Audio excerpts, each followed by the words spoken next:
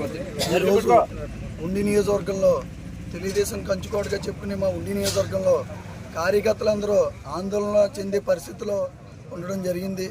మరి అది ఏదైతే అధినాయకుడు సిట్టింగ్ ఎమ్మెల్యేలకు సీట్ అని చెప్పి మొదటి విడతలో మా రామరాజు గారికి సీటు ప్రకటించడం జరిగింది.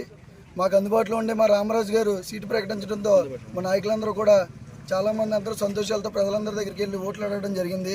మరలా ఈ మధ్యన ఈ 2-3 రోజుల నుంచి సీటు మారుస్తారని బయట పుకార్లు రావడంతో ఆందోళనలో ఉన్నాం కార్యకర్తలంతా.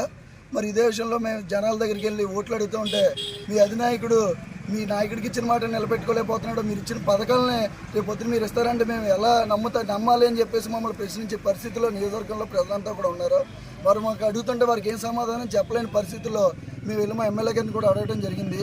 మాకు ఈ సమస్య ఏంటో పరిష్కరించేదాకా మీరు ఈరోజు మరలా రామరాజు గారికి సీటు ప్రకటించేదాకా మా ఈ నిరాహార దీక్ష కొనసాగిస్తాం. మా ప్రాణాలు పోయినా సరే మేము దీనికి సిద్ధపడి ఉన్నామని చెప్పి మా గౌరవాన్ని నిలబెట్టమని, మాకు ఉండి నియోజకవర్గంలో తెలుగుదేశం పార్టీ నాయకులంటే గౌరవం ఉంది, ఆ గౌరవాన్ని నిలబెట్టమని చెప్పి మీకు ఈ పత్రికా విలేకరుల ద్వారా తెలియజేయడం జరుగుతోంది.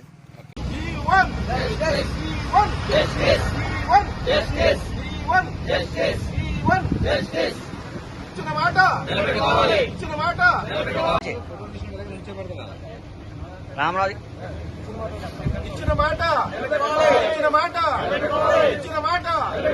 రామరాజు గారి నాయకత్వం, రామరాజు గారి నాయకత్వం.